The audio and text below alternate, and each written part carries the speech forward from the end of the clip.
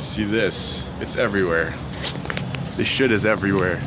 It's like a virus or some other contagion.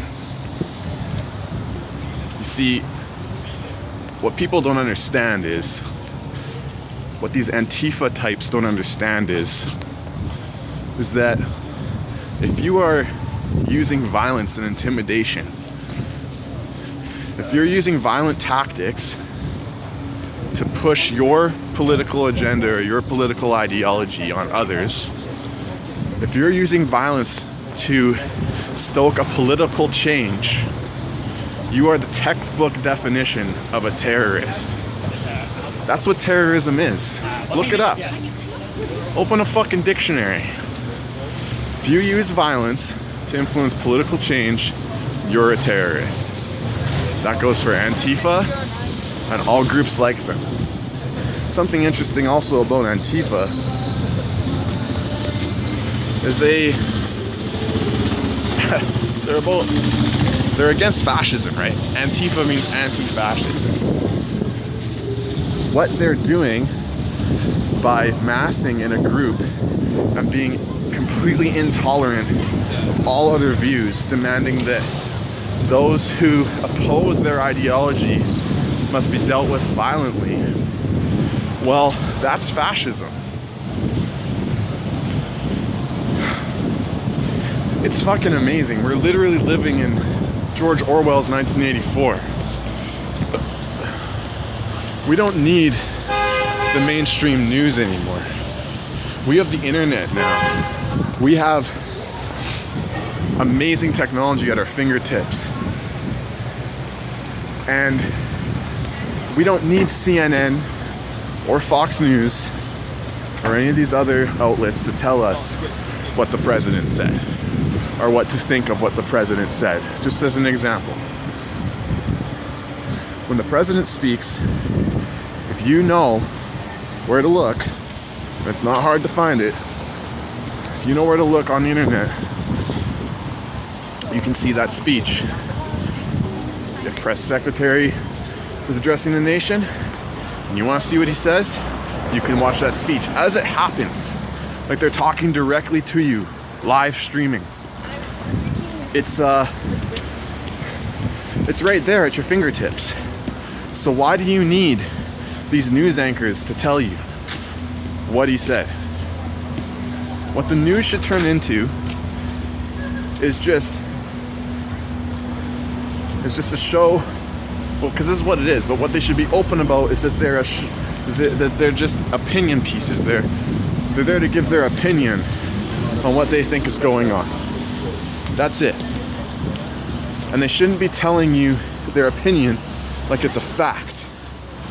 And they shouldn't be there openly admitting that they're trying to make you think a certain way. That they're there to program your thoughts. And they're just open about it now. It's pathetic. A CNN anchor just recently slipped up. I don't even know if she slipped up. It's hard to tell. But she literally said, yo, these fake news outlets, which basically means anybody that's not a mainstream news outlet, basically means, what's up, my doggy? I got like 5 minutes to get somewhere. Ran into my boy Tyler two times while making a video vlog. Yo, man, where you going, dog? I'm going to get a haircut. I got like 7 minutes. This is like good. This is like run Lola run right now. It's fine. Oh man, I'll holler at you this weekend. Let's have a few. The homies, running into the homies. Anyways, this CNN anchor literally said, these fake news outlets are trying to tell you what to think. But that's our job. It's fucking amazing. So, basically, think for yourself. Stop violently opposing those who disagree with you. Have a discussion. There's no need to have a screaming... I was gonna say a screaming match, but it's not even. It's more just you screaming. And when I say you, I mean you Antifa types, you hardcore leftists, you hardcore right-wingers, Listen to people. Listen to other people when they talk. If you want to talk politics or some shit, have a debate. Have a civil discussion. You don't have to scream in each other's faces. Or one side doesn't have to scream at the other trying to silence them. The only thing that you accomplish by trying to silence your opposition is making intelligent people think that the opposition might have been right, or that you just couldn't rebuttal their points, which means they won the argument. And that's what we're seeing right now, is that the left, the hard left, has lost the argument. It's done. You can't recover unless you change your tactics, unless you actually are willing to have a debate and accept the fact that if you don't really know the details, you can't just go around. Well, you can do whatever you want, so you have freedom of speech, but it's stupid to go around just screaming these phrases and these talking points and these buzzwords thinking that that's a point when you can't even articulate your opinion, because it's not your opinion, it's somebody else's, and you don't believe it in your heart. And if you don't believe it in your heart, then it's not real to you. You're just saying what you think you're supposed to say. You see how people are treated when they go against the popular narrative, and you don't want to be treated like that. And I get it. But that's called preference falsification. And you need to stop preference falsifying. You need to stop trying to fit in so much. That's not what being cool is. Being cool is being yourself. And people liking you for that. You don't have to be who they want you to be. That's the opposite of cool. That's the anti-cool. What used to be cool is counterculture. Frank Zappa, guys like that. Like, these are like original thinkers.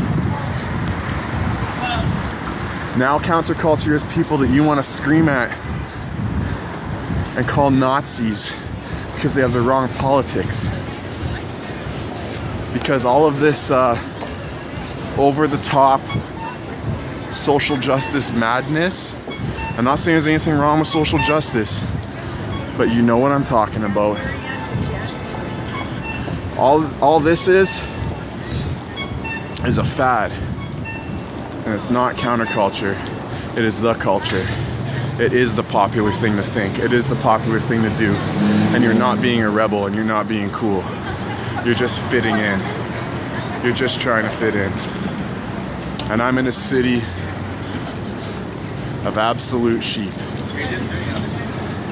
Of everybody trying to fit in and be cool. And it's tough to find independent thinkers like myself. Then again, I shouldn't say that. It's hard to find independent thinkers who will admit that they're independent thinkers. And that's all I got to say. So, it's Friday, so have a good weekend and stay safe.